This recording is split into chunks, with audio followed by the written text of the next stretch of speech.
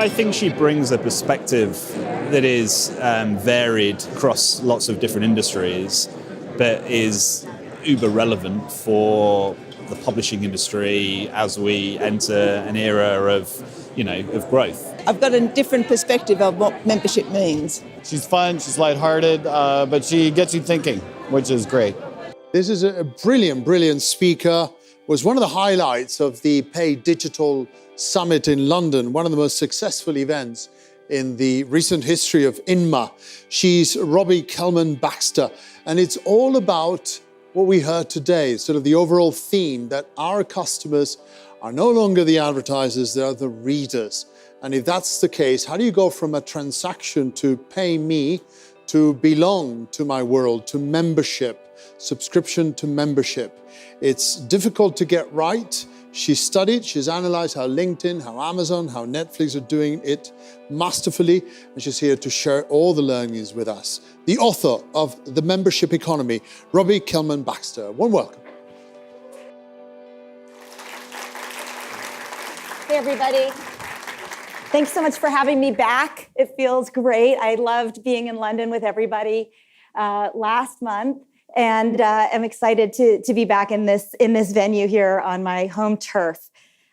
We've spent most of the day today talking about the future of news. And what I want to do now is just take a big step back and look at that future of news through a lens of membership. So I'm going to give you all a chance to close your eyes. You can go ahead and close your eyes. No one's watching. I'm not going to dump anything on your head. It's all safe. Close your eyes and think about a time when you felt like a member of something, when you felt that sense of belonging, you felt taken care of. It might be something that you have a subscription to. It might be something that you're a member of a club for. But just try to remember what that feels like. There's a lot, you can open your eyes now. There's a lot of different things that might make you feel like a member. One for me that made me feel like I was taken care of was Netflix.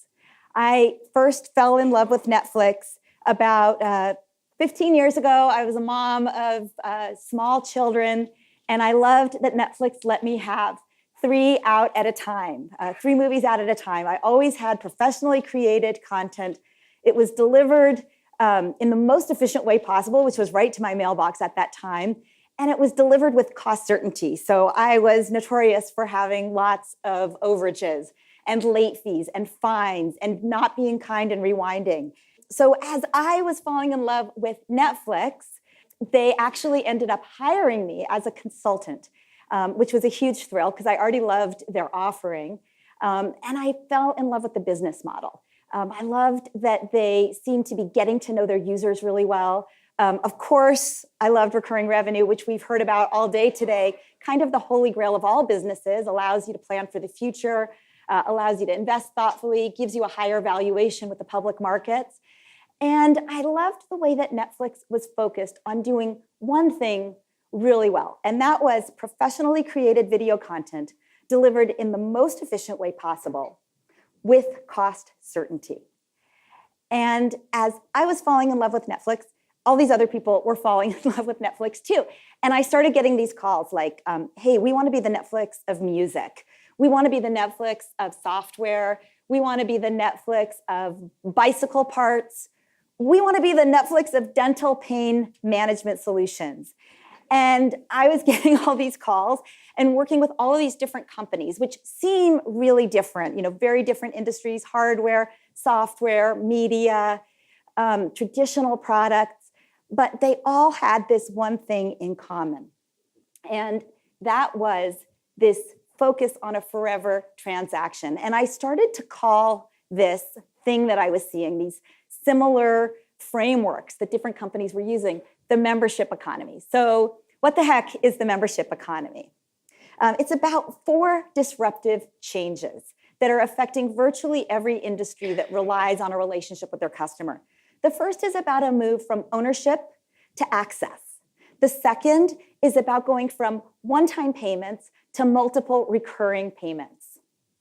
Then it's about going from anonymous transactions to a known relationship.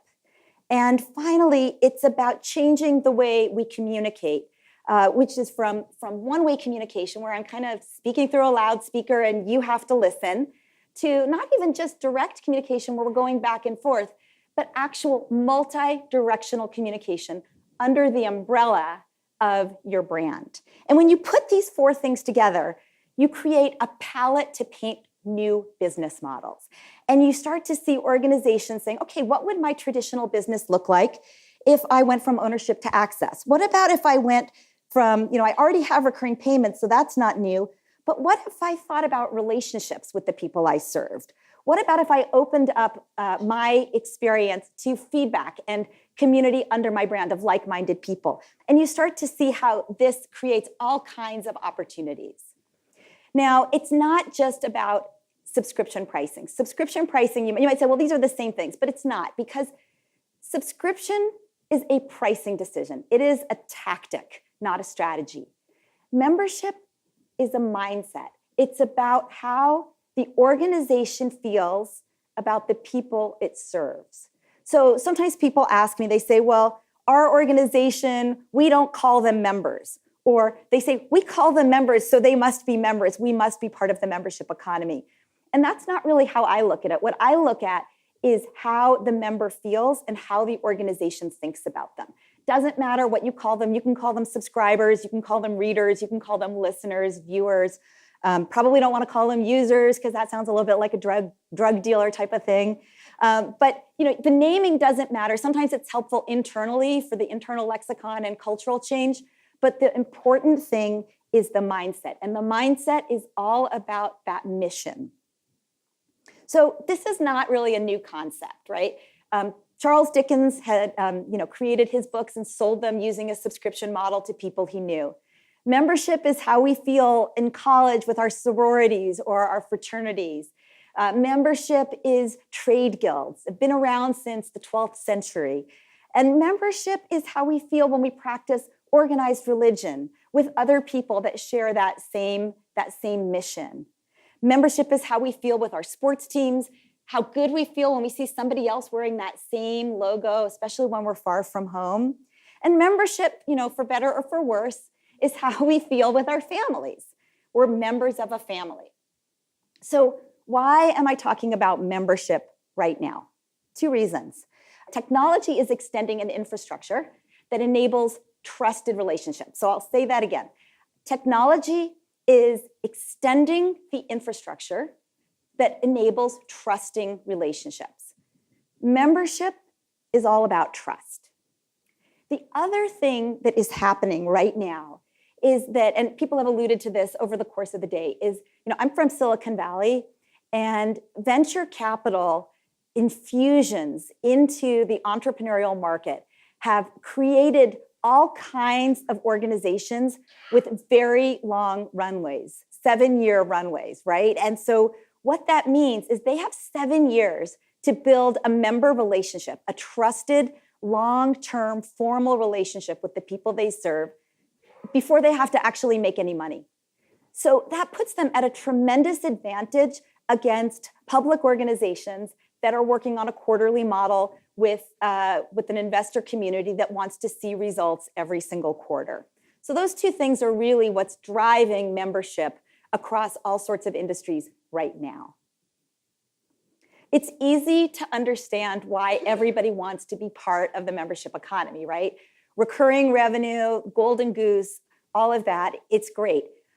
In fact, it's interesting. I have a couple of clients, almost every client that I have comes to me and says, we want to have a membership model because we want recurring revenue with people who don't have any other options. And I say, well, that sounds really great. I feel good about that.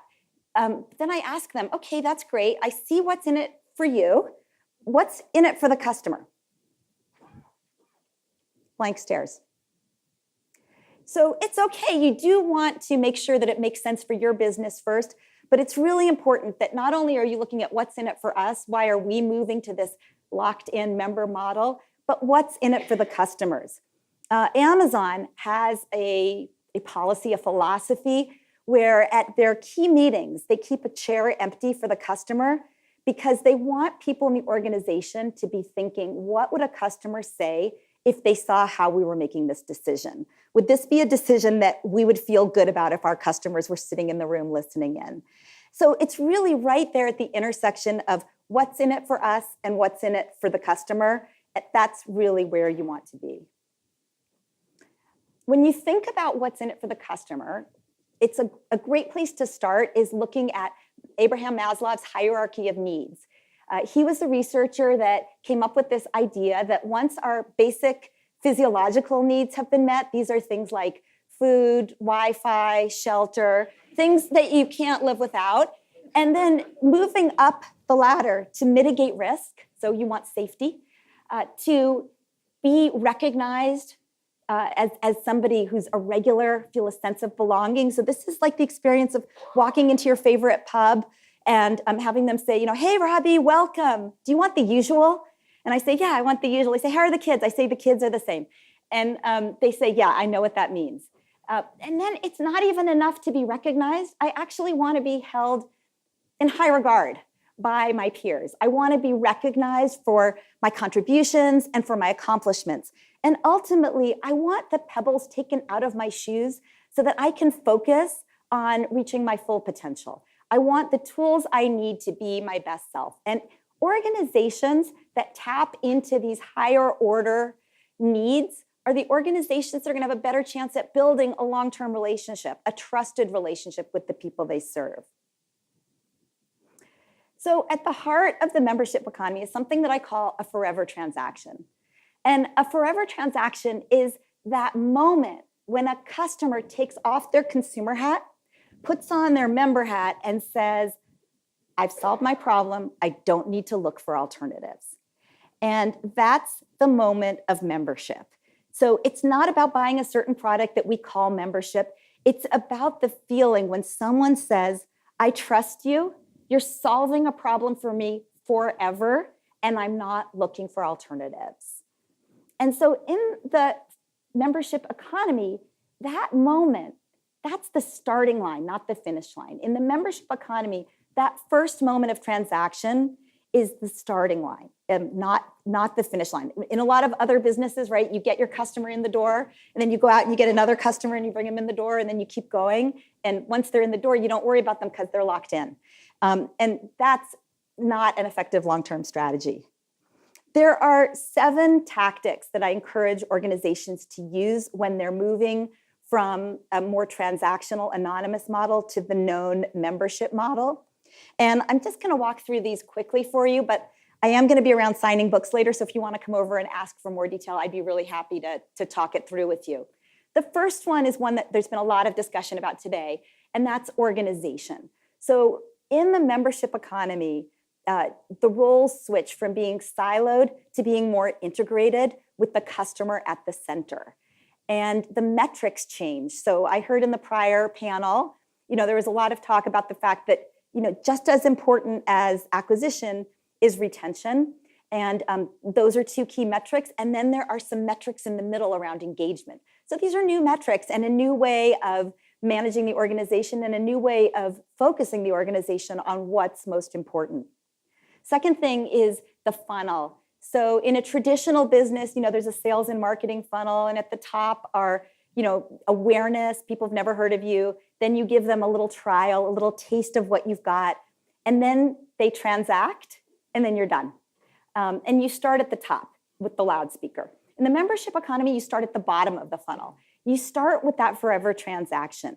If you don't know that once somebody subscribes to your offering, they're going to stay for a long time, there is no point turning on the loudspeaker. The 2 have to go hand in hand. So in the membership economy, when you're thinking about your sales and marketing funnel, it actually starts very close to the product, which means that the product team, the editorial team, the technology team need to work hand in hand with the marketing and strategy teams to design the experience. The next 2, pricing and freemium, kind of go hand in hand. Freemium is really, what role do you want free to play in your business model? And as we've seen today, there are a lot of different business models that can work with a membership mindset. Some of them have subscription pricing. Some of them have a freemium model where some people have a free subscription, and other people have a premium subscription. That's where the word freemium comes from. And then there are models where everybody gets some stuff for free, and then there's upsells, down the road, and that's kind of a different model. But in any of these models, it's really important to understand what role free plays. So for example, a free trial is a taste of the most delicious thing you have. It's like a teeny tiny bite of filet mignon. And it makes people think, wow, this is so good, I need to pay to have some more. So you don't want to give them the whole steak because then they won't be hungry anymore. But you also don't want to give them hamburger and then tell them to buy the filet mignon, because they're going to say, well, I tasted it. It tasted an awful lot like hamburger. I don't know what you're talking about with a really fantastic steak inside the door. So free trial is a small taste of the filet mignon. Freemium, on the other hand, is plenty of hamburger. It's good, it fills you up, but it's not as good as what's behind the door. So you want to think about both of those, and you want to build your pricing structure so that it incorporates the value that you're generating from free. So what I often ask clients is, what is the role that free plays in your business model? Is it about giving somebody a taste of something because they don't understand what it tastes like? Or is it about changing a habit through freemium so that they get used to your offering and get to a point where they want more? Or is it about a viral effect? So freemium works great for viral. That is, if I have a free account, but I'm communicating with you and you learn about this service, and then you pay, I'm actually serving as a marketing channel. Or another thing is when the freemium customers are the product. So you see that with LinkedIn, for example, right? 97% of people don't pay LinkedIn, but if they weren't there, the product wouldn't be valuable to the salespeople, the recruiters, the job seekers. So in effect, we are the product. So thinking about those things when you're thinking about free and understanding what you're giving away and why is really important. The other thing that I want to say about pricing is that you want it to be simple for the customer. You want them to understand it. Now, there's a lot of reasons that people move to more and more complex pricing. And it can make a lot of sense in terms of, well, these people are consuming more than those people, or these people cost us more than those people do, or these people are more willing to pay than those people are. And so we'll charge them more since they seem to be willing to give us more of their money. But what I would want to encourage you to consider is that the more complicated your pricing, the less your customer is going to trust you. The more they're going to feel like they have to become experts on your pricing structure. So if you think about how many of us feel about the airlines, that's sort of the issue there, where I have to figure out, okay, well, I should probably buy my ticket on a Tuesday because I think that's the cheapest day. And if I change planes here, it's going to be $100 cheaper than if I change planes there. That does not do a lot for my feelings of trust and relationship with United Airlines. The next two, onboarding for success and being focused on long-term customer success, are really important. And I'm taking these from the software world where I grew up. I grew up with SaaS businesses, and they've actually been really leading the way on this. So onboarding is in the moment after somebody joins, after they subscribe, after they commit to being a member. They're already thinking in the back of their head, maybe I'm going to cancel. So I'm going to just make a little note to myself in 2 weeks to cancel because that's when the free trial is over. And so what you want to do is reassure them that they've made a good choice by making sure that they're getting great value during those first seconds, minutes, or days after they've started subscribing. So it's really important to choreograph the onboarding experience.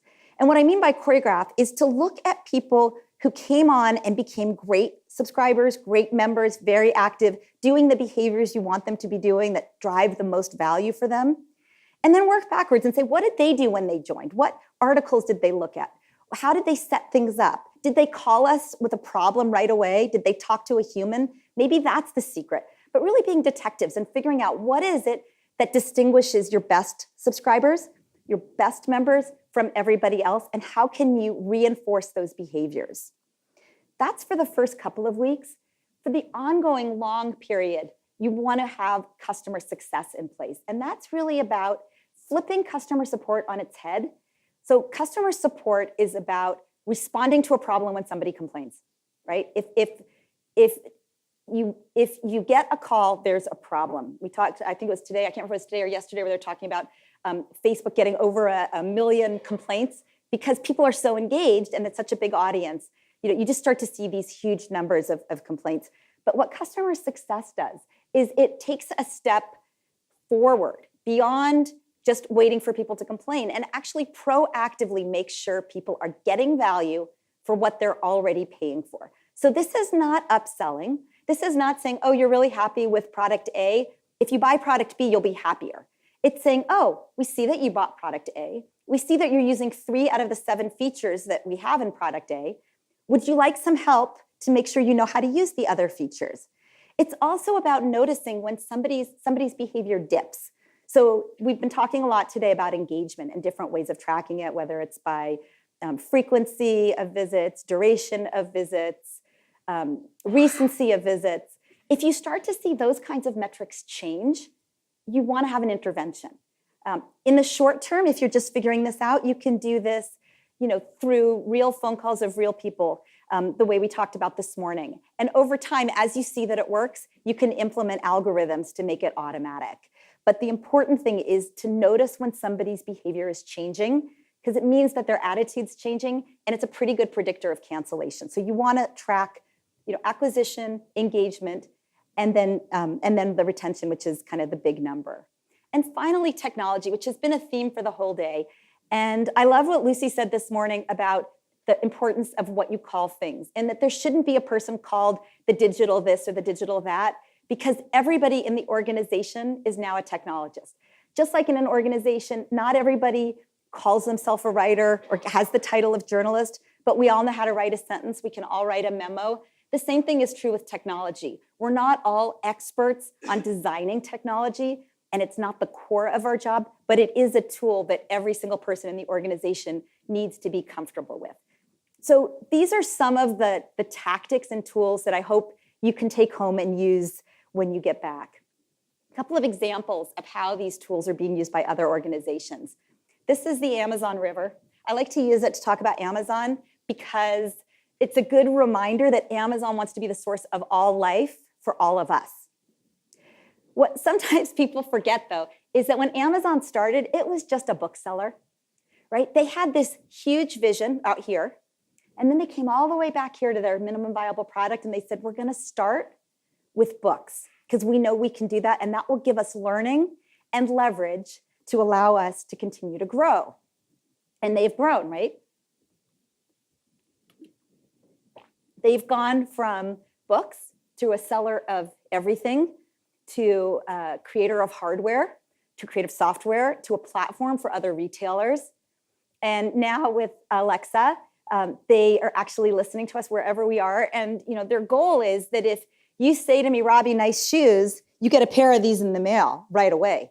And then you can return it by just leaving them in your closet, and they'll just send their little elves in to grab them for you. So, you can see what they've done. A lot of this is through their membership, right? It's through Amazon Prime.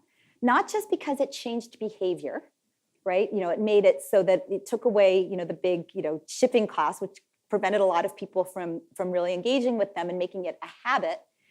And it's also done something else, which I think is actually more important, which is I think that Amazon Prime is a Trojan horse for all of their new offerings.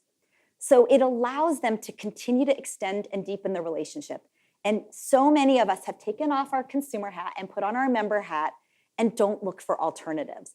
And as a result, they've introduced us to, Prime Video. They've introduced us to Amazon as a place for storage.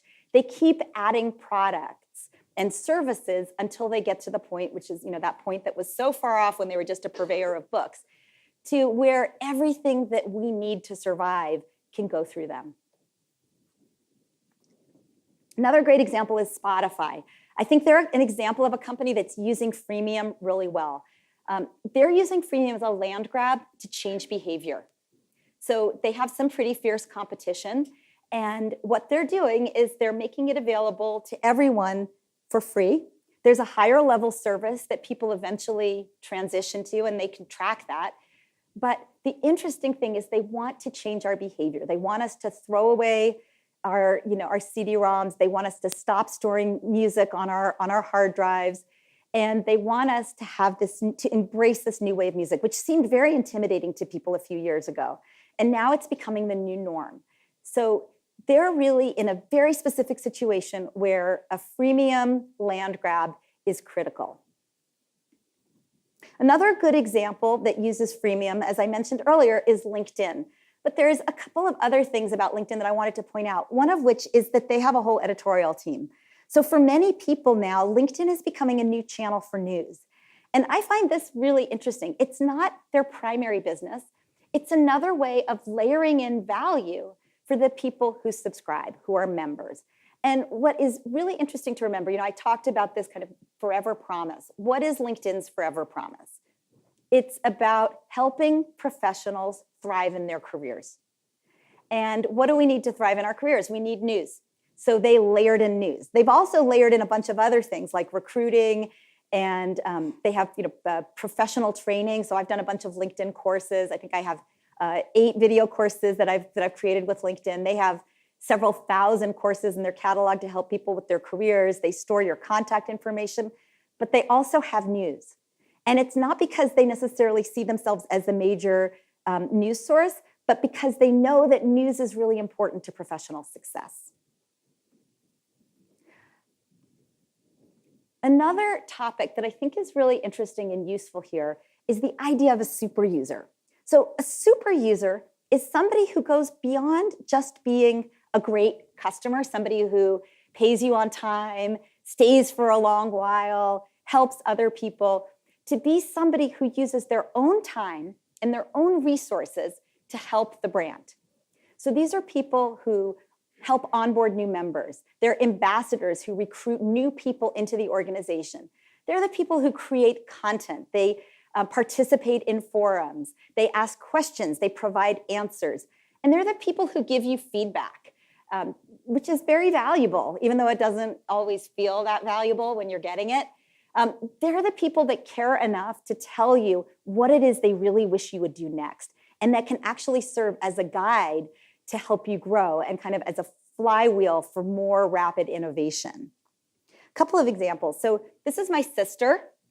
She and I look exactly the same from the front, not so much from the back. She's wearing a shirt. It says, "The sport of old broads kicking your ass has arrived." She's a CrossFitter, a member of the Church of the Holy CrossFit. And she has a full-time job as a psychologist. She has 2 kids. She works out at CrossFit at least 10 hours a week. They have a model. It's very, very strict. You have to go 3 times a week. You have to go with the same people. You have to support those people. If you finish your workout before they do, you still have to stay until the very end, until the very last person finishes their workout. So like if it's a mile and you're a 6-minute miler, and hypothetically speaking, I'm a 13-minute miler, you have to wait till I'm done. And not only that, you have to cheer me on because that is the CrossFit culture. So my sister does all of that. She pays the really hefty fee that they charge every month, and it is really hefty.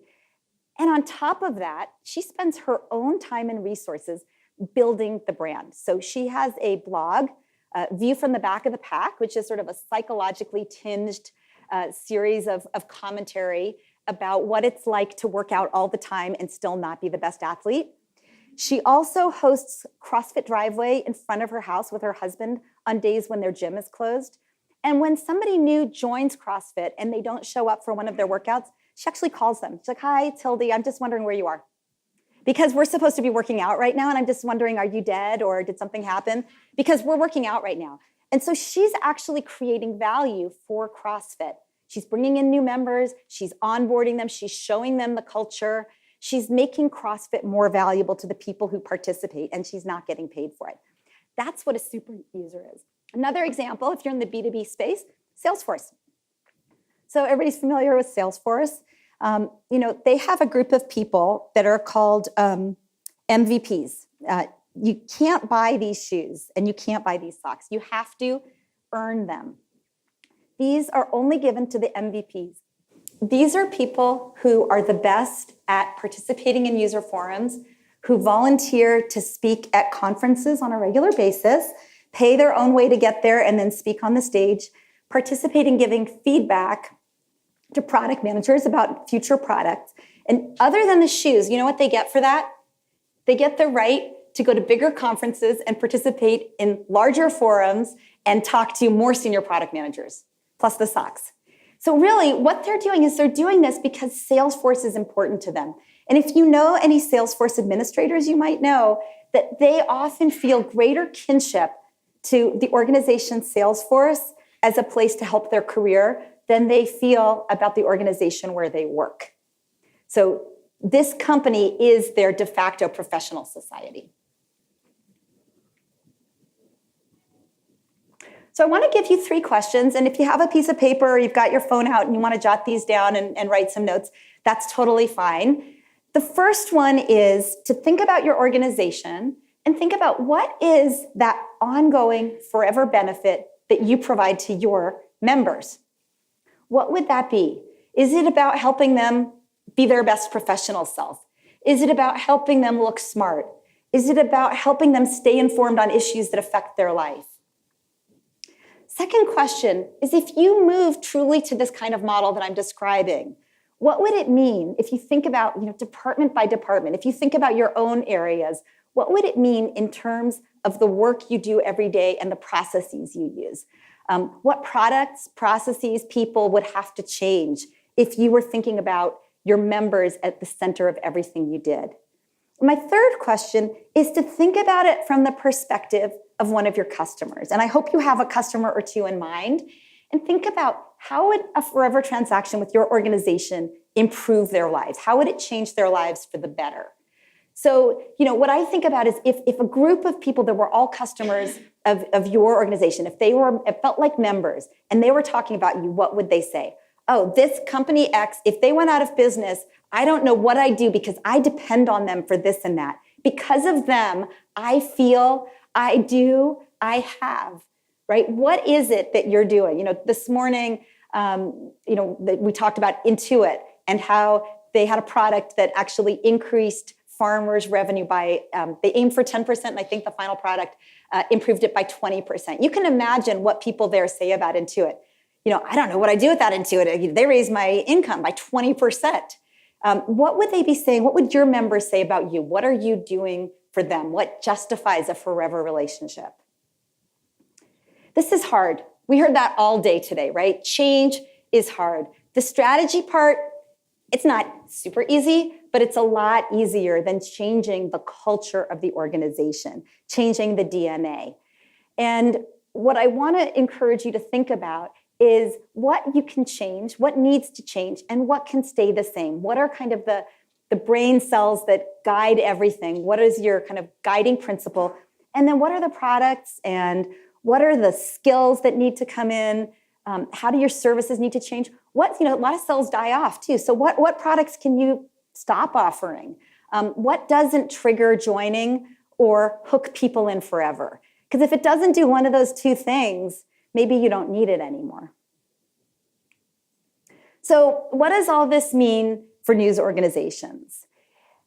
I think it means that there's huge potential to take what you already have, strong brands, trusted relationships, some experience in many cases with subscription pricing, and use that as a starting point to build hooks that really bond your customers to you forever, to extend the value that you offer so that your customers stay and don't look for alternatives. So it's really fun to be at these kinds of conferences. I love coming to them because I'm an idea person and I love, thinking big thoughts and what's possible and taking a lot of notes. And then I go back to, my regular daily job. And I'm like, I can't implement this. I've got a million things I've got to catch up on. I've got to-dos. I've got phone calls to return. So what I want to encourage you to do right now, because we're just all right here together, is think about one thing that you can do. And the way I frame it is, something that you can learn a little bit more about, research, a really small experiment that you can try. As we talked about today, it doesn't have to be, you don't have to program it. You don't have to give it to 1,000 people. You could write it on a piece of paper and show it to some prospects. It can be as simple as that. And then adjust based on what you learn. And that may take a couple of iterations. And then give it a launch. So it's time to just start implementing and testing and iterating. And think about something that you can do. I'm going to encourage you to think of something that you can do in the next 30 days. So if there's one thing that I leave you with, it's this. The secret to the forever transaction is to love your members and their mission more than any product or person or skill or process that you offer. By looking through the lens of membership, by taking that step back, we can all take a huge leap forward in terms of the value we create for the people we serve. Thank you.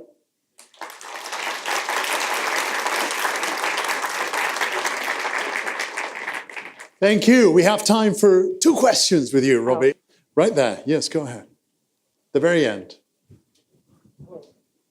Hi. I'm hoping you can hear me. My name is Robert Whitehead. Robbie, I think I met you I've on heard the of London you. Underground a few weeks ago. Question for you. Lots of people in this auditorium have loyalty programs that are part of their subscription plan. And we try to commercialize those programs by bringing partners in and having a whole bunch of commercial complexity because we want to make money out of that loyalty play. Is that getting in the way of the membership economy? Is that just another piece of the tactical problem that you see is stopping our mindset changing? Yeah, well, it's a great question, Robert. I think the answer is it depends. So having a loyalty program isn't by itself a bad idea. It does a couple of things. One of them is it changes behavior until the full payoff comes into effect. So it can be a gamification that gets people engaged in the appropriate behaviors that build loyalty. It can also be a true differentiator. If you have deals that they can't get anywhere else, if you truly are offering discounts or services that you can't find elsewhere, so American Express is great at this, for example, that's fantastic. That is really creating value for your members. But what I worry about, and what I've seen a lot of organizations do with their loyalty programs, is they just throw a bunch of stuff into the loyalty program, and they say, we have so many things, and they're all kind of mediocre, but we're going to call it a loyalty program, and we're going to just get as many as we can. I would encourage organizations to have 1 or 2 really fantastic offerings rather than having a whole bundle of stuff. I think, as you mentioned, it can be really distracting if there's too many mediocre things to keep track of. Right, Robbie, we'll continue. Robbie is with us for a book signing, so we'll see you outside for the book signing. Yeah, Thank you very much. Thank you. Thank you.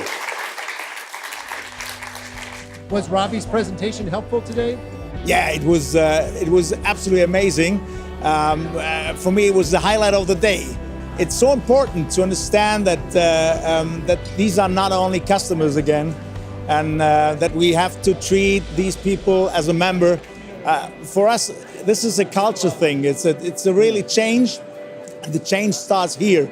And the good thing, and we already discussed this with our colleagues, is to start from tomorrow on. When we come back and tell all these things from the book to my colleagues in Germany. What I liked the most about her speech, her presentation, was the concept of moving actually from subscription to membership, because in Latin America the subscription model has been very developed in the media, in the newspapers, and they are looking forward to enhance it more. And now this is a totally different concept about moving into membership and creating community around it. Is what I like the most about this. That's why I got the book. Was there anything in particular, 1 or 2 things that you took away that were helpful? Well, I think the whole idea of really having the customer be the forefront is something we talk about, but are we really, really invested in that as a part of our culture and the way we make business decisions? And I think the book and her speech gives us additional ways in which to kind of raise that topic within our organization. And how was Robbie's keynote? Oh, Robbie was solid, very solid. I love her concept. I love her pushing back on some of our assumptions that we get a little insular and don't think about our customers enough. So it was a nice little wake-up call.